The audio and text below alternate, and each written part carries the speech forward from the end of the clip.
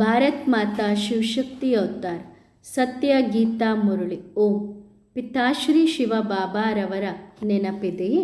ಮುರಳಿಯ ದಿನಾಂಕ 3/1/2026. ಪ್ರಾತಃ class revise course 19/7/1968. ಓಂ ನಮಃ ಶಿವಾಯ. ಮಧುರ ಮಕ್ಕಳೇ, ವೇದಗಳು, ಶಾಸ್ತ್ರಗಳು ಇತ್ಯಾದಿಗಳನ್ನು ಓದುವುದರಿಂದ ಅಥವಾ ಭಕ್ತಿ ಮಾರ್ಗದ ಕರ್ಮಕಾಂಡಗಳು ಇತ್ಯಾದಿಗಳಿಂದ ನಾನು ಯಾರಿಗೂ ಪ್ರಾಪ್ತವಾಗುವುದಿಲ್ಲ. ನೀವು ಈ ಶಾಸ್ತ್ರ ಇತ್ಯಾದಿಗಳನ್ನು ಬಹಳಷ್ಟು ಓದಿದ್ದೀರಿ. ನಾನು ಬ್ರಹ್ಮನ ಮೂಲಕ ಎಲ್ಲ ವೇದ ಶಾಸ್ತ್ರಗಳ ರಹಸ್ಯವನ್ನು ತಿಳಿಸುತ್ತೇನೆ. ನಾನು ಬರುವುದು ಪವಿತ್ರರನ್ನಾಗಿ ಮಾಡುವುದಕ್ಕಾಗಿ. ಪವಿತ್ರರಾಗದೆ ಆತ್ಮ ವಾಪಸ್ ಹೋಗಲು ಸಾಧ್ಯವಿಲ್ಲ. ಓಂ ನಮಃ ಶಿವಾಯ. ಮಕ್ಕಳು ಓದುವುದನ್ನೇ ಬಿಟ್ಟು ಬಿಡುತ್ತಾರೆ. ಇದು ಕೂಡ ಮಾಯೆಯು ವಿಘ್ನವನ್ನು ಹಾಕುತ್ತದೆ. ಇದನ್ನು ಮಾಯೆಯಿಂದ ಸೋಲು ಎಂದು ಹೇಳಲಾಗುತ್ತದೆ. ಯುದ್ಧವಿದೆಯಲ್ಲವೇ, ಅದು ಕೂಡ ಜಬರ್ದಸ್ತ್ ಆಗಿದೆ. ಅದಕ್ಕೆ ಗಾಯನವೂ ಇದೆ, ಆನೆಯನ್ನು ಮೊಸಳೆ ತಿಂದಿತು ಎಂದು. ಸಮುದ್ರದೊಳಗೂ ಬಹಳ ದೊಡ್ಡ ದೊಡ್ಡ ಜೀವಿಗಳು ಇರುತ್ತವೆ. ಎಷ್ಟೊಂದು ದೊಡ್ಡವುಗಳೆಂದರೆ ಆ ಜೀವಿಗಳನ್ನು ನೋಡಿ ಹಡಗು ಕೂಡ ನಿಂತು ಬಿಡುತ್ತದೆ. ಅವುಗಳು ಬಹಳ ಶಕ್ತಿಶಾಲಿಗಳಾಗಿರುತ್ತವೆ. ಸತ್ಯಯುಗದಲ್ಲಿ ಇಂತಹ ಹಡಗು ಇತ್ಯಾದಿಗಳು ಯಾವುದೂ ಇರುವುದೇ ಇಲ್ಲ. ಅದರ ಅವಶ್ಯಕತೆಯೇ ಇಲ್ಲ. ವಿಮಾನಗಳಿರುತ್ತವೆ, ಅದು ಕೂಡ ಸುಖಕ್ಕಾಗಿ. ದುಃಖದ ಯಾವುದೇ ಮಾತು ಇರುವುದೇ ಇಲ್ಲ. ಫುಲ್ ಪ್ರೂಫ್ ಇರುತ್ತವೆ. ಈ ಸಮಯದಲ್ಲಿ ವಿಜ್ಞಾನದ ಅಬ್ಬರವು ಎಷ್ಟೊಂದು ಇದೆ. 100 ವರ್ಷಗಳಲ್ಲಿ ವಿದ್ಯುತ್ ಇತ್ಯಾದಿಗಳ ಎಷ್ಟೊಂದು ಉನ್ನತಿಯಾಗಿದೆ. ಮಧುರಾತಿ ಮಧುರ ಮಕ್ಕಳಿಗೆ ತಂದೆ ತಿಳಿಸುತ್ತಾರೆ, ಇದು ನಾಟಕವಾಗಿದೆ. 1 ಸೆಕೆಂಡ್ ಇನ್ನೊಂದಕ್ಕೆ ಹೋಲಿಕೆಯಾಗುವುದಿಲ್ಲ. ಸೆಕೆಂಡ್ ಕಳೆಯಿತು, ನಿಮಿಷ ಕಳೆಯಿತು, ಗಂಟೆ ಕಳೆಯಿತು. ಹೀಗೆ ಆಗುತ್ತಾ ಆಗುತ್ತಾ 5000 ವರ್ಷಗಳಾಗಿ ಹೋದವು. 5000 ವರ್ಷಗಳಲ್ಲಿ ಎಷ್ಟು ತಿಂಗಳು, ಎಷ್ಟು ಗಂಟೆಗಳು, ಎಷ್ಟು ನಿಮಿಷ, ಎಷ್ಟು ಸೆಕೆಂಡ್ ಇರುತ್ತವೆ, ಲೆಕ್ಕ ತೆಗೆಯಬಹುದು. ಯಾರಾದರೂ ಬುದ್ಧಿವಂತ ಮಗುವಿದ್ದರೆ ತಕ್ಷಣ ಲೆಕ್ಕ ತೆಗೆಯಬಹುದು. 5000 ವರ್ಷಗಳ ಮಾತಾಗಿದೆ. ನಿಮಗೆ ಈಗ ನಿಮ್ಮ 84 ಜನ್ಮಗಳ ಸ್ಮೃತಿ ಬಂದಿದೆ. ಆದ್ದರಿಂದ ತಂದೆ ಹೇಳುತ್ತಾರೆ, 84 ಜನ್ಮಗಳ ಚಕ್ರವನ್ನು ಬುದ್ಧಿಯಲ್ಲಿ ತಿರುಗಿಸುತ್ತಿರಬೇಕು. ಈಗ ಇದು ಅಂತಿಮ ಜನ್ಮವಾಗಿದೆ. ಮತ್ತೆ ಮೊದಲನೇ ನಂಬರ್ಗೆ ಹೋಗಬೇಕಿದೆ. ಹೊಸ ಪ್ರಪಂಚದಲ್ಲಿ ನಿಮ್ಮನ್ನು ಬಿಟ್ಟು ಬೇರೆ ಯಾರೂ ಹೋಗಲು ಸಾಧ್ಯವಿಲ್ಲ. ಏಕೆಂದರೆ ಪತಿತ ಆತ್ಮರಿದ್ದಾರೆ. ಸತ್ಯಯುಗದಲ್ಲಿ ಪಾವನ ಆತ್ಮರುಗಳಿರುತ್ತಾರೆ. ಆದ್ದರಿಂದ ಅಲ್ಲಿ ಪತಿತ ಪಾವನನನ್ನು ಕರೆಯುವ ಅವಶ್ಯಕತೆಯೇ ಇರುವುದಿಲ್ಲ. ಇಲ್ಲಿ ಕೂಗಿ ಕರೆಯುತ್ತಾರೆ, ಹೇ ಪತಿತ ಪಾವನ, ನೀನು ಬಾ ಎಂದು. ಏಕೆಂದರೆ ಎಲ್ಲರೂ ಪತಿತರಾಗಿದ್ದಾರೆ ಅಲ್ಲವೇ? ಎಲ್ಲರೂ ಭಕ್ತರು. ರಾಮ ಒಬ್ಬನೇ ಆಗಿದ್ದಾನೆ. ಅವನು ಎಲ್ಲರ ವರವಾಗಿದ್ದಾನೆ. ನೀವೆಲ್ಲರೂ ಭಕ್ತಿಯ ಸಾಗರರು. ಅವರು ಜ್ಞಾನದ ಸಾಗರ. ಭಕ್ತಿಯ ಸಾಗರದಲ್ಲಿ ಎಲ್ಲರೂ ದುಃಖಿಗಳಾಗಿದ್ದಾರೆ. ಜ್ಞಾನ ಸಾಗರನಿಂದ ಸದಾ ಸುಖವೇ ಸಿಗುತ್ತದೆ. ವೃಕ್ಷದಲ್ಲಿಯೂ ಸ್ಪಷ್ಟವಾಗಿ ತೋರಿಸಲಾಗಿದೆ. ನಿವೃತ್ತಿ ಮಾರ್ಗದವರು ಬರುವುದೇ ನಂತರದಲ್ಲಿ. ಸನ್ಯಾಸಿಗಳಲ್ಲಿಯೂ ಕೆಲವರು ಭ್ರಷ್ಟರಾಗಿ ಗೃಹಸ್ಥದಲ್ಲಿ ವಾಪಸ್ ಬಂದು ಬಿಡುತ್ತಾರೆ. ಗೃಹಸ್ಥಿಗಳಿಂದ ಮತ್ತೆ ಸನ್ಯಾಸಕ್ಕೆ ಹೋಗುತ್ತಾರೆ. ಈಗೂ ಆಗುತ್ತದೆ. ಈಗ ನಿಮಗೆ ಗೊತ್ತಿದೆ, ಎಲ್ಲ ಆತ್ಮಗಳು ತಮ್ಮ ಧರ್ಮದಲ್ಲಿ ತಮ್ಮ ತಮ್ಮ ಸೆಕ್ಷನ್ನಲ್ಲಿ ಹೋಗಿ ಕುಳಿತುಕೊಳ್ಳುವರು. ಇಡೀ ನಾಟಕದ ಮೂಲವತನದ ರಹಸ್ಯವನ್ನು ತಿಳಿಸಲಾಗಿದೆ. ಮನುಷ್ಯ ಸೃಷ್ಟಿಯನ್ನು ವೆರೈಟಿ ಧರ್ಮಗಳ ವೃಕ್ಷ ಎಂದು ಕೂಡ ಕರೆಯಲಾಗುತ್ತದೆ. ಆದ್ದರಿಂದ ವಿರಾಟ ರೂಪವನ್ನು ಕೂಡ ಮಾಡಲಾಗಿದೆ. ಇದು ಬಹಳ ತಿಳುವಳಿಕೆಯ ಮಾತಾಗಿದೆ. ಇದು ಶಿಕ್ಷಣವಾಗಿದೆ. ತಂದೆ ಹೇಳುತ್ತಾರೆ, ಗೃಹಸ್ಥ ವ್ಯವಹಾರದಲ್ಲಿ ಇರುತ್ತಲೇ ಆ ಸಂಪಾದನೆಯ ಉಪಾಯವನ್ನು ಮಾಡಬೇಕು. ಉದ್ಯೋಗ, ವ್ಯವಹಾರ ಇತ್ಯಾದಿ ಮಾಡಬೇಕು. ಇಲ್ಲದಿದ್ದರೆ ಮನೆಯನ್ನು ಹೇಗೆ ಸಂಭಾಳಿಸುತ್ತೀರಿ? ಅದನ್ನು ಮಾಡುತ್ತಾ ತಂದೆ ಹೇಳುತ್ತಾರೆ, ನನ್ನೊಬ್ಬನನ್ನೇ ನೆನಪು ಮಾಡಿ, ಆಗ ನಿಮ್ಮ ಪಾಪಗಳು ಕತ್ತರಿಸಿ ಹೋಗುತ್ತವೆ. ಈ ಬಾಬಾ ಹೀಗೆ ಹೇಳುವುದಿಲ್ಲ, ಎಲ್ಲವನ್ನೂ ಬಿಟ್ಟು ಬಿಡಿ ಎಂದು, ಮನೆ ಮಠ ಎಲ್ಲವನ್ನೂ ಬಿಟ್ಟು ಬಿಡಿ ಎಂದು ಬಾಬಾ ಹೇಳುವುದಿಲ್ಲ. ಇವರು ಯಾರಿಗೂ ಬಿಡಿಸಲಿಲ್ಲ. ಇದು ನಾಟಕದ ಭಾವಿಯಾಗಿತ್ತು. ಬಾಬಾ ಅಂತೂ ಒಬ್ಬರಿಗೂ ಎಲ್ಲವನ್ನೂ ಬಿಟ್ಟು ಬನ್ನಿ ಎಂದು ಹೇಳಲಿಲ್ಲ. ಎಷ್ಟೊಂದು ಬಂಧನದಲ್ಲಿರುವವರು ಇದ್ದರೂ ಕೆಲವರ ತಂದೆ ತಾಯಿ ಜ್ಞಾನದಲ್ಲಿದ್ದರೆ ಮಕ್ಕಳನ್ನು ಕರೆದುಕೊಂಡು ಬರುತ್ತಾರೆ. ಪಡೆದುಕೊಳ್ಳುವವರು ಹೇಗಾದರೂ ಮಾಡಿ ಬರುತ್ತಿದ್ದರು. ಅವರಿಗೆ ಹೇಳುತ್ತಾರೆ, ನಾವು ನಿಮ್ಮನ್ನು ನಮ್ಮ ಪಂಚಾಯಿತಿಯಿಂದ ಹೊರಗೆ ಹಾಕುತ್ತೇವೆ. ಆಗ ಹೇಳುತ್ತಿದ್ದರು, ಈಗಲೇ ಹೊರಗೆ ಹಾಕಿ. ಅಂದರೆ ಮಕ್ಕಳು ಅವ್ರಿಗೆ ತಕ್ಷಣ ಹೇಳುತ್ತಿದ್ದರು, ಈಗಲೇ ನಮ್ಮನ್ನು ಹೊರಗೆ ಹಾಕಿ, ನಾವು ನಮ್ಮ ಈಶ್ವರೀಯ ಪಂಚಾಯಿತಿಗೆ ಹೋಗುತ್ತೇವೆ, ಇದು ಇನ್ನೂ ಒಳ್ಳೆಯದು. ಆಗ ಇದೆಲ್ಲವೂ ನಾಟಕದಲ್ಲಿ ಪಾತ್ರವಿತ್ತು. ಕಂಸಪುರಿಯನ್ನು ಬಿಟ್ಟು ಹೋದರೂ ಅಲ್ಲಿ ಬಹಳ ಆರಾಮಾಗಿ ಹೋಗಿರುತ್ತಿದ್ದರು. ಅನೇಕರು ತಿಳಿದುಕೊಳ್ಳುತ್ತಾರೆ, ಇವರು ಬಿಳಿ ವಸ್ತ್ರಧಾರಿ ದೈವಾರಾಧಕರಾಗಿದ್ದಾರೆ, ಪವಿತ್ರ ಮತ್ತು ದೈವಾರಾಧಕರು, ಕೇವಲ ಒಬ್ಬ ತಂದೆಯನ್ನು ನೆನಪು ಮಾಡುವವರು. ಎಷ್ಟು ಆರಾಮಾಗಿ ಇರಬೇಕಾಗಿತ್ತು. ನಿಮ್ಮ ಸಂಭಾಲನೆ ಮಾಡುವವರು ತಂದೆಯಾಗಿದ್ದರು. ನಿರ್ಭಯರಾಗಿರುತ್ತಿದ್ದರು. ಭಯದ ಯಾವುದೇ ಮಾತಿರಲಿಲ್ಲ. ಇದಕ್ಕೆ ಬಡ್ಡಿ ಎಂದೇ ಹೇಳಲಾಗುತ್ತದೆ. ನಂತರ ಕೆಲವರು ಫಸ್ಟ್ ಕ್ಲಾಸ್ ಆಗಿ ಹೊರಬಂದರು, ಕೆಲವರು ಕಚ್ಚಾಗಿ ಇದ್ದರು, ಕೆಲವರು ಹೇಗೋ ಹಾಗೇ ಇದ್ದರು. ರೂಪಾಯಿಗಳಲ್ಲಿ 1 ಪೈಸೆಯೂ ಪರಿವರ್ತನೆಯಾಗಲಿಲ್ಲ. ಕೆಲವರು ಅಸಲಿಯಾಗಿದ್ದರೆ ಕೆಲವರು ನಕಲಿಯಾಗಿ ಇರುತ್ತವೆ ಅಲ್ಲವೇ? ಮುದ್ರೆ ಅಂತೂ ಎಲ್ಲರ ಮೇಲೂ ಬೀಳುತ್ತದೆ. ನೀವು ಮಕ್ಕಳ ಮೇಲೂ ಶಿವಬಾಬಾರವರ ಮುದ್ರೆ ಬೀಳುತ್ತದೆ. ಪೂರ್ಣ ಮುದ್ರೆ ಯಾರ ಮೇಲೆ ಬೀಳುತ್ತದೆಯೋ ಅವರು ವಿಜಯಮಾಲೆಯ ಮಣಿಗಳಾಗುತ್ತಾರೆ. ತಂದೆ ನೀವು ಮಕ್ಕಳನ್ನು ಮುಕ್ತಿಧಾಮಕ್ಕೆ ಕರೆದುಕೊಂಡು ಹೋಗುತ್ತಾರೆ.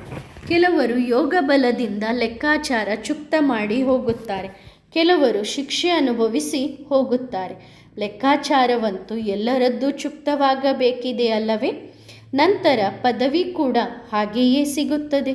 ಆದ್ದರಿಂದ ಬಾಬಾ ಹೇಳುತ್ತಾರೆ, ಚೆನ್ನಾಗಿ ಪುರುಷಾರ್ಥ ಮಾಡಿ.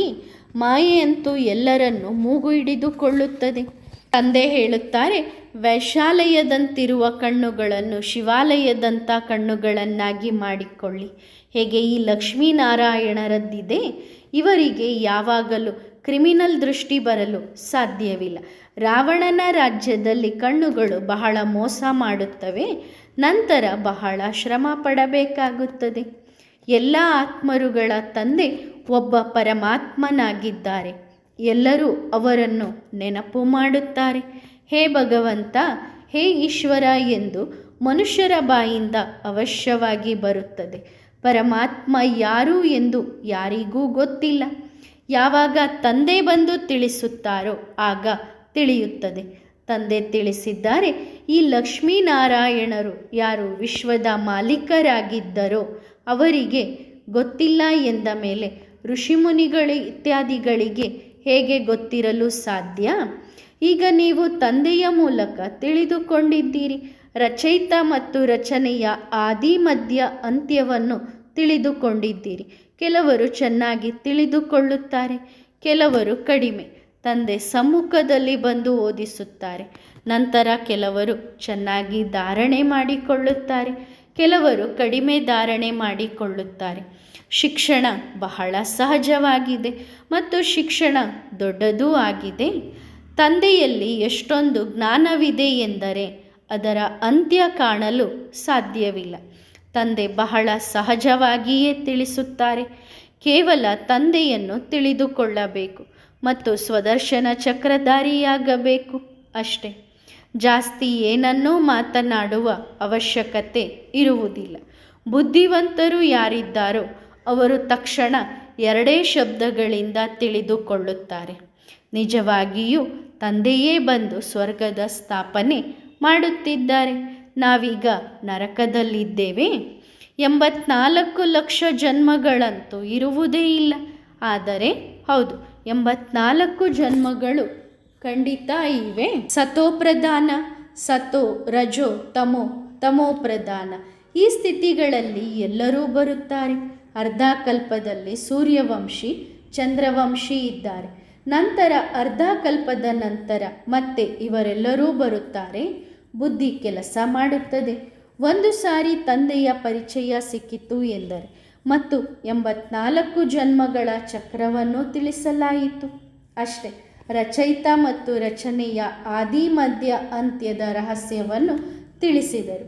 ಅದರಲ್ಲಿ ಎಲ್ಲವೂ ಬಂದು ಬಿಡುತ್ತದೆ. ಮಾತು ಬಹಳ ಕಡಿಮೆ ಇದೆ. ಬಾಕಿ ವಿವರಣೆ ಇದೆ. ವಿವರಣೆ ಕೊಡುವುದಕ್ಕೆ ಸಮಯ ಹಿಡಿಯುತ್ತದೆ. ಸತ್ಯಯುಗದಲ್ಲಿ ನೀವು ಸಂಪೂರ್ಣ ಪವಿತ್ರರಾಗುತ್ತೀರಿ. ನಂತರ ತ್ರೇತಾಯುಗದಲ್ಲಿ 2 ಕಲೆ ಕಡಿಮೆಯಾಗುತ್ತದೆ. ಅದನ್ನು ಸೆಮಿ ಸ್ವರ್ಗ ಎಂದು ಕರೆಯುವರು. ಸ್ವರ್ಗವೂ ಅಲ್ಲ. ಮನುಷ್ಯರಿಗೆ ಸ್ವರ್ಗದ ಬಗ್ಗೆಯೂ ಗೊತ್ತಿಲ್ಲ. ಸ್ವರ್ಗ ಎಂದರೆ ಹೊಸ ಪ್ರಪಂಚ. ತ್ರೇತಾಯುಗವಂತೂ 25% ಹಳೆಯದಾಗಿ ಹೋಯಿತು. ಮುಂದೆ ಹೋಗಿ ನಿಮ್ಮ ಪ್ರಭಾವ ಹೆಚ್ಚಾದಾಗ ಸರ್ಕಾರವು ತಾನಾಗಿಯೇ ನಿಮಗೆ ಕಟ್ಟಡ, ಕಾಲೇಜ್ ಇತ್ಯಾದಿಗಳನ್ನು ಕೊಡುತ್ತಾರೆ. ಅವರು ತಿಳಿದುಕೊಳ್ಳುತ್ತಾರೆ. ನಿಜವಾಗಿಯೂ ಇವರಂತೂ ಎಲ್ಲರ ಗುಣಗಳನ್ನು ಸುಧಾರಣೆ ಮಾಡುತ್ತಾರೆ. ಇಲ್ಲಿಯಂತೂ ಎಲ್ಲರ ಗುಣಗಳು ಬಹಳ ಕೆಟ್ಟದಾಗಿದೆ. ನಿಮ್ಮದು ದೈವಿ ನಡತೆ ಆಗಿದೆ, ಅವರದು ಅಸುರಿ ಗುಣ ಆಗಿದೆ. ನೀವು ಹೇಳುತ್ತೀರಿ, ಈಗ ಇವರೆಲ್ಲರ ನಡತೆಯನ್ನು ಸುಧಾರಿಸಿ ಎಂದು ನಿಮ್ಮನ್ನು ಕರೆಯುತ್ತಾರೆ. ಇದು ಕೂಡ ಅವರಿಗೆ ಅರ್ಥವಾಗುತ್ತದೆ. ಎಲ್ಲರ ನಡತೆಯಂತೂ ಸುಧಾರಿಸುವುದಿಲ್ಲ. ಆದರೂ ಕೂಡ ಅನೇಕರದ್ದು ಸುಧಾರಣೆ ಮಾಡಬಹುದು. ಪಾವನರಾಗುವುದರಿಂದ ದೈವಿ ನಡತೆ ಆಗುತ್ತದೆ. ಪತಿತರಿದ್ದರೆ ಅಸುರಿ ನಡತೆ ಇರುತ್ತದೆ.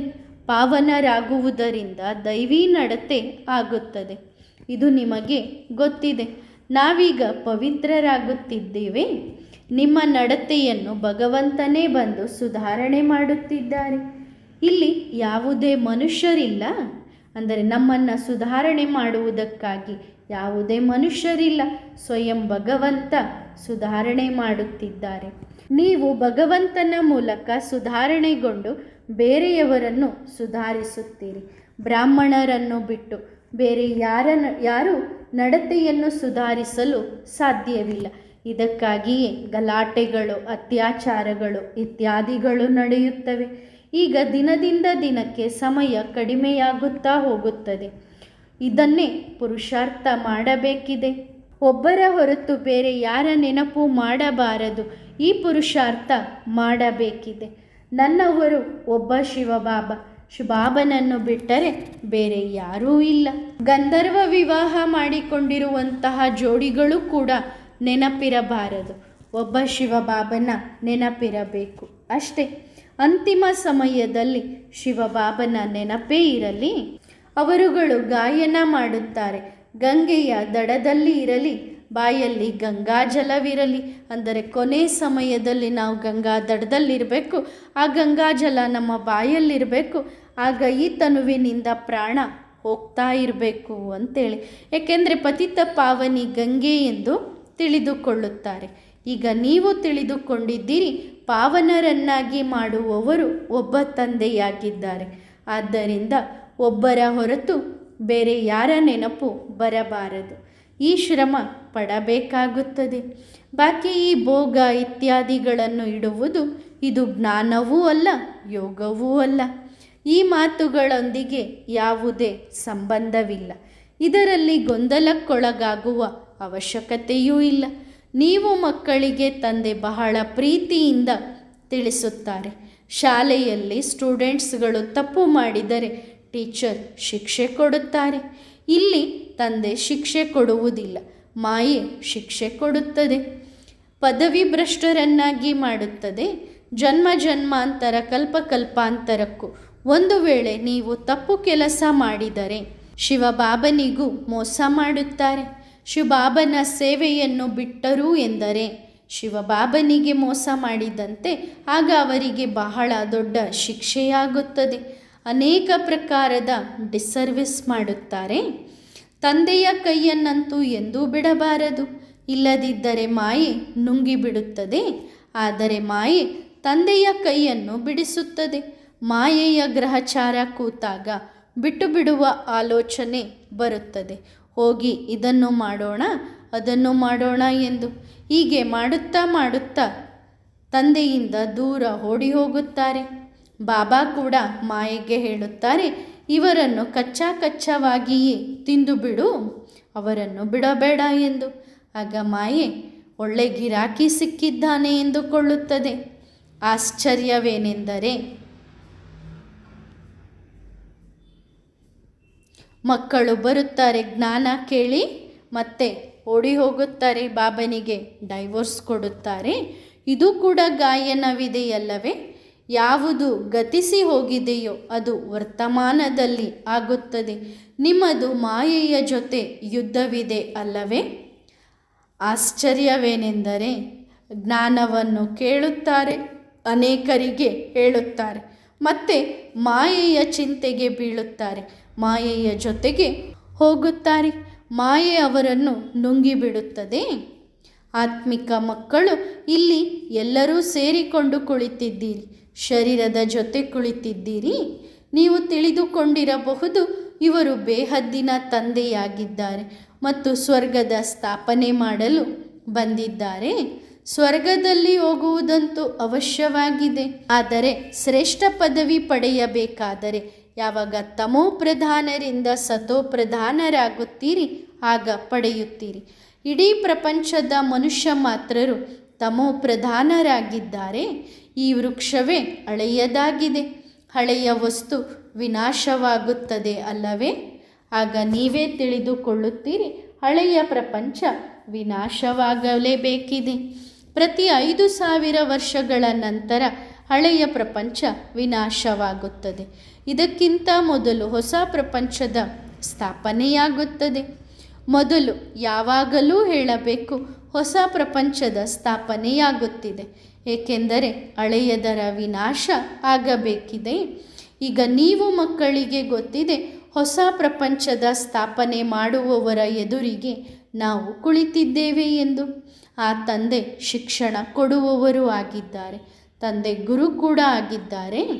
ಸತ್ಯ ತಂದೆ, ಸತ್ಯ ಟೀಚರ್, ಸದ್ಗುರು ಎಂದು ಬಾಬನಿಗೆ ಕರೆಯಲಾಗುತ್ತದೆ. ಇಂಗ್ಲಿಷ್ನಲ್ಲಿ ಸುಪ್ರೀಂ ಎಂದು ಕರೆಯಲಾಗುತ್ತದೆ. ನಿರಾಕಾರ ತಂದೆಯನ್ನು ಬಿಟ್ಟು ಬೇರೆ ಯಾರೂ ತಂದೆ, ಟೀಚರ್, ಗುರು ಆಗಲು ಸಾಧ್ಯವಿಲ್ಲ. ಬೇಹದ್ದಿನ ತಂದೆಯಂತೂ ದೇಹದಲ್ಲಿ ಬರುವುದಿಲ್ಲ. ತಂದೆ ಹೇಳುತ್ತಾರೆ, ನಾನು ಇವರ ವಾನಪ್ರಸ್ಥ ಸ್ಥಿತಿಯಲ್ಲಿ ಪ್ರವೇಶ ಮಾಡುತ್ತೇನೆ. ವಾನಪ್ರಸ್ಥ ಸ್ಥಿತಿಯಲ್ಲಿ ಸದ್ಗುರು ಬಂದು ಬಿಟ್ಟರೆಂದರೆ ಇನ್ನುಳಿದ ಎಲ್ಲರಿಗೂ ರಜೆ ಕೊಟ್ಟರು. ಸದ್ಗುರು ಸಿಕ್ಕಿದ ಮೇಲೆ ಭಕ್ತಿ ಮಾರ್ಗದ ಗುರುಗಳನ್ನು ಏನು ಮಾಡುವುದು? ಸದ್ಗುರು ಜ್ಞಾನದ ಸಾಗರರಾಗಿದ್ದಾರೆ, ಉಳಿದವರೆಲ್ಲರೂ ಭಕ್ತಿಯ ಸಾಗರರು. ಅವರು ತಮ್ಮನ್ನು ಸರ್ವಶಕ್ತಿವಂತ ಎಂದು ಕರೆದುಕೊಳ್ಳಲು ಸಾಧ್ಯವಿಲ್ಲ. ಶಾಸ್ತ್ರಗಳ ಅಥಾರಿಟಿ ಇದ್ದಾರೆ. ತಂದೆಯನ್ನು ಕೂಡ ಅಥಾರಿಟಿ ಎಂದು ಕರೆಯಲಾಗುತ್ತದೆ. ತಂದೆ ಹೇಳುತ್ತಾರೆ, ನಾನು ಈ ವೇದ ಶಾಸ್ತ್ರಗಳನ್ನು ತಿಳಿದುಕೊಂಡಿಲ್ಲ, ಇವೆಲ್ಲವೂ ಭಕ್ತಿ ಮಾರ್ಗದ್ದಾಗಿದೆ. ಇವುಗಳನ್ನು ಓದುವುದರಿಂದ ಅಥವಾ ಭಕ್ತಿ ಮಾರ್ಗದ ಕರ್ಮಕಾಂಡಗಳು ಇತ್ಯಾದಿಗಳಿಂದ, ಈ ಶಾಸ್ತ್ರ ಇತ್ಯಾದಿಗಳಿಂದ ನಾನು ಯಾರಿಗೂ ಸಿಗುವುದಿಲ್ಲ. ಬ್ರಹ್ಮನ ಕೈಯಲ್ಲಿ ಶಾಸ್ತ್ರಗಳನ್ನು ತೋರಿಸುತ್ತಾರೆ, ಏಕೆಂದರೆ ಬ್ರಹ್ಮ ಭಗವಂತನ ಮಗುವಾದನು. ಭಗವಂತ ಜ್ಞಾನದ ಸಾಗರ. ಬ್ರಹ್ಮನ ಮೂಲಕ ಎಲ್ಲ ವೇದ ಶಾಸ್ತ್ರಗಳ ರಹಸ್ಯವನ್ನು ತಿಳಿಸುತ್ತಾರೆ.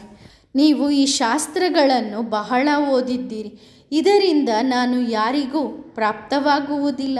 ಅಂದರೆ ಶಾಸ್ತ್ರಗಳನ್ನು ಓದಿ ಭಗವಂತನ ಪಡ್ಕೊಂಡ್ವಿ ಅಂತ ಅಲ್ಲ. ನಾನು ಬರುವುದೇ ಪವಿತ್ರರನ್ನಾಗಿ ಮಾಡುವುದಕ್ಕಾಗಿ. ಪವಿತ್ರರಾಗದೆ ಆತ್ಮ ವಾಪಸ್ ಹೋಗಲು ಸಾಧ್ಯವಿಲ್ಲ. ಮಕ್ಕಳಿಗೆ ಚೆನ್ನಾಗಿ ಗೊತ್ತಿದೆ, ನಾವು ಪತಿತ ಪಾವನ ತಂದೆಯ ಎದುರಿಗೆ ಕುಳಿತಿದ್ದೇವೆ. ಪಾವನರಾಗುವುದರಿಂದ ನಾವು ಮತ್ತೆ ಪಾವನ ಪ್ರಪಂಚದಲ್ಲಿ ಹೋಗುತ್ತೇವೆ. ಪಾವನ ಪ್ರಪಂಚ 2 ಇದೆ, ಒಂದು ಶಾಂತಿಧಾಮ, ಇನ್ನೊಂದು ಸುಖಧಾಮ. ದುಃಖಧಾಮದಲ್ಲಿ ಯಾರು ಪವಿತ್ರರಾಗಿ ಇರಲು ಸಾಧ್ಯವಿಲ್ಲ. ಮತ್ತೆ ಅವರನ್ನು ಪವಿತ್ರರನ್ನಾಗಿ ಮಾಡುವವರು ಯಾರು? ಹೊಸ ಪ್ರಪಂಚ ನಿರಾಕಾರಿ ಪ್ರಪಂಚವಾಗಿದೆ. ನಂತರ ನಿರ್ವಿಕಾರಿ ಪ್ರಪಂಚವಿದೆ. ನಿರಾಕಾರಿಯಿಂದ ನಿರ್ವಿಕಾರಿ ಪ್ರಪಂಚ ಶುರುವಾಗುತ್ತದೆ. ನಂತರ ನಿರ್ವಿಕಾರಿಯಿಂದ ವಿಕಾರಿಗಳಾಗುತ್ತಾರೆ. ಇದು ನೆನಪಿದೆಯಲ್ಲವೇ? ತಂದೆಯ ನೆನಪು ಬರದಿದ್ದರೆ ಒಳ್ಳೆಯದು. ಟೀಚರನ್ನು ನೆನಪು ಮಾಡಿ. ಇವರು ಮೂವರು ಒಬ್ಬರೇ ಆಗಿದ್ದಾರೆ ಅಲ್ಲವೇ? ತಂದೆ, ಟೀಚರ್, ಸದ್ಗುರು ಮೂವರು ಒಬ್ಬರೇ ಆಗಿದ್ದಾರೆ ಅಲ್ಲವೇ? ಒಬ್ಬ ಶಿವಬಾಬಾ. ಇಲ್ಲಿ ಕುಳಿತುಕೊಳ್ಳುವುದರಿಂದ ನೀವು ಮಕ್ಕಳಿಗೆ ತಂದೆ ಮತ್ತು ಆಸ್ತಿ, ಸುಖಧಾಮ ಮತ್ತು ಶಾಂತಿಧಾಮದ ನೆನಪಿರುತ್ತದೆ. ಶಾಂತಿಧಾಮ ಮತ್ತು ಸುಖಧಾಮ ಎರಡನ್ನೂ ನೆನಪು ಮಾಡುತ್ತೀರಿ. ಬಾಕಿ ಈ ದುಃಖಧಾಮವನ್ನು ಮರೆತು ಬಿಡಿ. ಇದು ಹಳೆಯ ಕಟ್ಟಡವಾಗಿದೆ. 8 ವರ್ಷಗಳ ಒಳಗಾಗಿ ನೀವು ಕರ್ಮಾತೀತ ಸ್ಥಿತಿಯನ್ನು ಪಡೆದುಕೊಳ್ಳುತ್ತೀರಿ. ನಂತರ ನೀವು ಅಮರಲೋಕದಲ್ಲಿ ಬರಬೇಕಾಗಿದೆ. ಮೃತ್ಯುಲೋಕದಲ್ಲಿ ಬರುವುದಿಲ್ಲ. ನಂತರ ಹೊಸ ಪ್ರಪಂಚದಲ್ಲಿಯೇ ಹೋಗುತ್ತೀರಿ. ಯಾವುದು ಎಲ್ಲಕ್ಕಿಂತ ಹಳೆಯದಾಗಿದೆಯೋ ಅದು ಎಲ್ಲಕ್ಕಿಂತ ಹೊಸದಾಗುತ್ತದೆ. ಕೇವಲ ಕೃಷ್ಣನಿರುವುದಿಲ್ಲ, ಪ್ರಜೆಗಳು ಇರುತ್ತಾರೆ. ಬದಲಾವಣೆ ಹೇಗೆ ಆಗುತ್ತದೆ ಎಂಬುದನ್ನು ನೀವು ಮುಂದೆ ಹೋಗುತ್ತಾ ನೋಡುತ್ತೀರಿ. ವಿನಾಶವಾಗುತ್ತದೆ. ಮತ್ತೆ ಭಾರತದಲ್ಲಿ ನಿರ್ವಿಕಾರಿಗಳು ಇರುತ್ತಾರೆ. ವಿಕಾರಿಗಳೆಲ್ಲರೂ ಸಮಾಪ್ತಿಯಾಗುತ್ತಾರೆ. ನಿರ್ವಿಕಾರಿಗಳಲ್ಲಿ ಮೊಟ್ಟ ಮೊದಲು ಹೀಗಾಗುತ್ತದೆ. ನಿಮ್ಮ ರಾಜ್ಯಭಾರ ಇರುತ್ತದೆಯಲ್ಲವೇ? ಆಗ ನಿಮ್ಮ ಎಲ್ಲ ದುಃಖಗಳು ದೂರವಾಗುತ್ತವೆ. ವಿಕಾರದ ಮಾತೇ ಇಲ್ಲ. ಯೋಗ ಬಲದಿಂದ ನೀವು ವಿಶ್ವವನ್ನು ಪವಿತ್ರವನ್ನಾಗಿ ಮಾಡುತ್ತೀರಿ. ಹಾಗಾದರೆ ಅಲ್ಲಿ ಮಕ್ಕಳು ಹುಟ್ಟುವುದಿಲ್ಲವೇನು? 5 ವಿಕಾರಗಳು ಇರುವುದೇ ಇಲ್ಲ. ಅಲ್ಲಿ ವಿಕಾರ ಇರಲು ಹೇಗೆ ಸಾಧ್ಯ? ಆತ್ಮವು ತಮೋಪ್ರಧಾನವಾದರೆ ಶರೀರವು ತಮೋಪ್ರಧಾನ. ಆತ್ಮ ಹೇಳುತ್ತದೆ, ನನಗೆ ಕೆಮ್ಮು ಬಂದಿದೆ. ಈ ಎಲ್ಲ ಮಾತುಗಳು ಅನ್ಯ ಸತ್ಸಂಗಗಳಲ್ಲಿ ಇರುವುದಿಲ್ಲ. ಅಲ್ಲಂತೂ ಶಾಸ್ತ್ರಗಳ ಮೇಲೆಯೇ ಅವರ ವಾತಾವರಣ ನಡೆಯುತ್ತದೆ. ಇಲ್ಲಿ ಶಾಸ್ತ್ರದ ಮಾತೇ ಇಲ್ಲ. ಅದು ಭಕ್ತಿ. ಭಕ್ತಿ ಇದ್ದರೆ ಜ್ಞಾನವಿಲ್ಲ. ಈಗ ನಿಮಗೆ ಗೊತ್ತಿದೆ, ನಾವು ಸ್ವರ್ಗಕ್ಕಾಗಿ ತಯಾರಾಗುತ್ತಿದ್ದೇವೆ. ಈ ಮಾತುಗಳನ್ನು ಬೇರೆ ಯಾರೂ ತಿಳಿದಿಲ್ಲ, ತಿಳಿದುಕೊಳ್ಳಲು ಸಾಧ್ಯವಿಲ್ಲ. ಆತ್ಮ ತಮೋಪ್ರಧಾನವಾದರೆ ಶರೀರವು ತಮೋಪ್ರಧಾನವಾಗುತ್ತದೆ. ಆತ್ಮ ಶರೀರದ ಮೂಲಕ ಓದುತ್ತದೆ. ಮಧುರಾತಿ ಮಧುರಾತ್ಮಿಕ ಮಕ್ಕಳಿಗೆ ಒಬ್ಬ ಮಧುರ ತಂದೆ ಇದ್ದಾರಲ್ಲವೇ? ಇವರು ಕೂಡ ಹೇಳುತ್ತಾರೆ ಮಧುರ ಬಾಬಾ. ಮಧುರ ಮಕ್ಕಳ ಪ್ರತಿ ಬಾಪ್ ದಾದಾರವರ ಹೃದಯಪೂರ್ವಕ ಪ್ರೀತಿ ಮತ್ತು ಸ್ನೇಹದಿಂದ ನಂಬರ್ವಾರ್ ಪುರುಷಾರ್ಥದ ಅನುಸಾರ ನೆನಪು ಮತ್ತು ಪ್ರೀತಿಗಳು. Good night. ಆತ್ಮಿಕ ಮಕ್ಕಳಿಗೆ ಆತ್ಮಿಕ ಬಾಬಾರವರ ನಮಸ್ತೆ. ವರದಾನ: ಅಚಲ ಭವ. ನಿಮ್ಮನ್ನು ಸದಾ ಅಚಲ ಎಂದು ತಿಳಿದುಕೊಂಡಿದ್ದೀರಾ? ಅಚಲರಾಗುವ ಸಾಧನವೇನು? ಅಚಲರಾಗಲು ತಂದೆಯ ಸಮಾನ ಡಬಲ್ ಲೈಟ್ ಆಗಬೇಕಾಗುತ್ತದೆ. ಸಮಾನರಾದರೆ ಸದಾ ಸಮರ್ಥ ಮತ್ತು ವಿಜಯಿಯಾಗಿರುತ್ತೀರಿ. ಸಮಾನರಾಗದಿದ್ದರೆ ಯಾವಾಗಲಾದರೂ ಸೋಲು, ಯಾವಾಗಲಾದರೂ ಗೆಲುವು. ಒಮ್ಮೆ ಸೋಲು, ಒಮ್ಮೆ ಗೆಲುವು. ಇದೇ ಗೊಂದಲದಲ್ಲಿ ಇರುತ್ತೀರಿ. ಓಡಾಡುತ್ತಾ ಸದಾ ನಿಮ್ಮನ್ನು ನಿರಾಕಾರಿ ಆತ್ಮ ಮತ್ತು ಕರ್ಮ ಮಾಡುವಾಗ ಅವ್ಯಕ್ತ ಫರಿಸ್ತಾ ಎಂದು ತಿಳಿದುಕೊಳ್ಳಿರಿ. ಆಗ ಸದಾ ಮೇಲೆ ಇರುತ್ತೀರಿ, ಹಾರುತ್ತಿರುತ್ತೀರಿ. ಯಾವುದೇ ಪ್ರಕಾರದ ವಾತಾವರಣದ ಪ್ರಭಾವದಲ್ಲಿ ಬರುವುದಿಲ್ಲ. ಒಳ್ಳೆಯದು. ಓಂ ನಮಃ ಶಿವಾಯ.